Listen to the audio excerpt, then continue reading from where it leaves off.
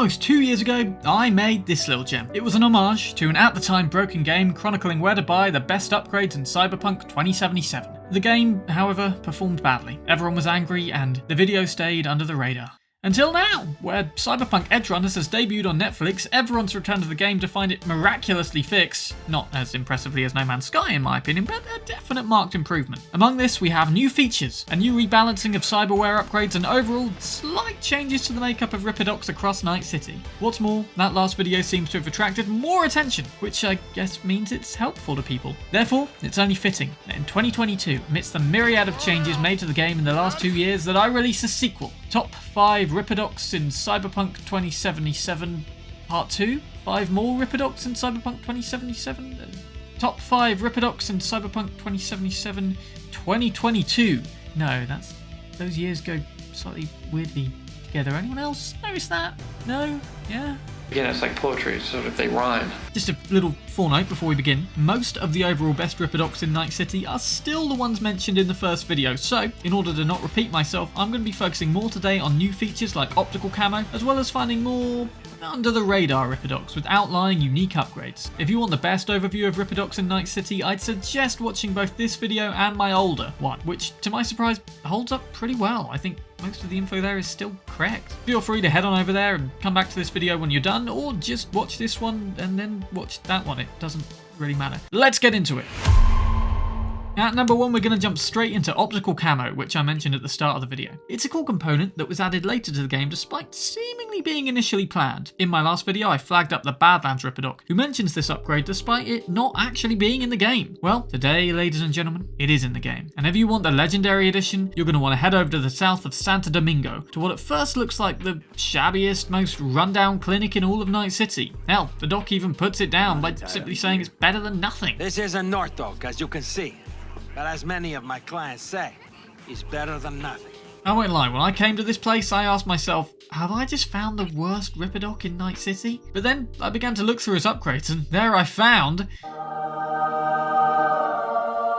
Legendary Optical Camo. This is the longest lasting, quickest to cool down version of this upgrade in the game, and a must for those who want to be the best of the best, particularly the more stealthy best of the best, Silent Assassin type players, Dark Brotherhood things.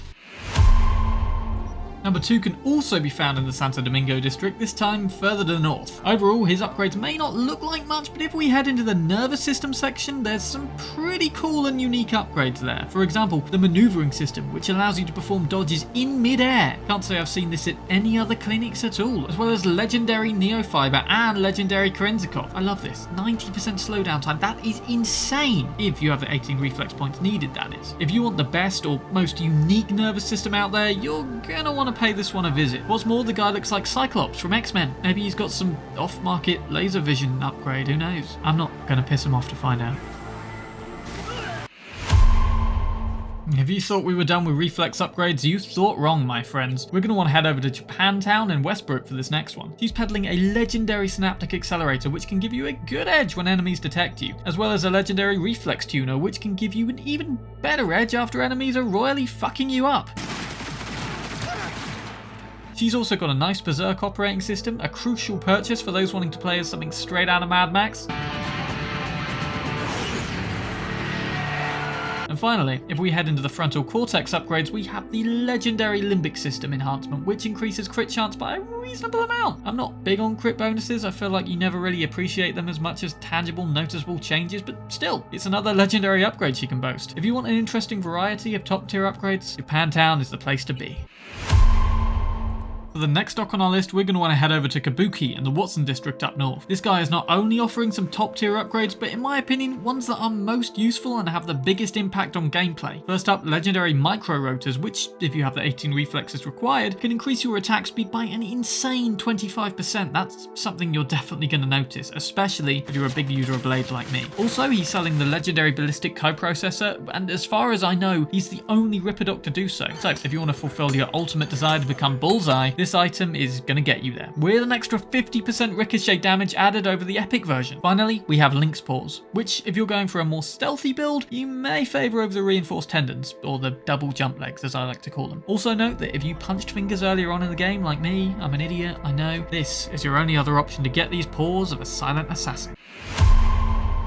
Before I get on to number 5, I just want to mention and give an honourable shout out to Viktor. This dude is obviously crucial to the story, he saves V's life multiple times, even performs surgery on credit, and is overall just a stand-up guy. This being said, he is probably the worst Ripperdoc in the game in terms of available cybernetic upgrades, and this makes sense. He's the starting doc after all, the first one we encounter in the game, and from that point of view, it makes sense he's not got much on offer, which forces you obviously to venture out into the world and seek out better level gear. That being said, don't discount the guy completely. Return to him later in the game, and there are 2 legendary upgrades that might interest you. Those being the Dynalar Sandevistan Cyberdeck with some powerful time slowing capabilities, as well as more importantly, the legendary Smart Link, which is a smart firing implant with bullets that automatically hit enemies. Look, I don't personally go in for this as I feel it takes the fun and skill out of the game a little. Come on, it's much more satisfying to rack up strings of perfect headshots in my opinion. But if this is for you, then V's best pal Viktor will once again have you covered.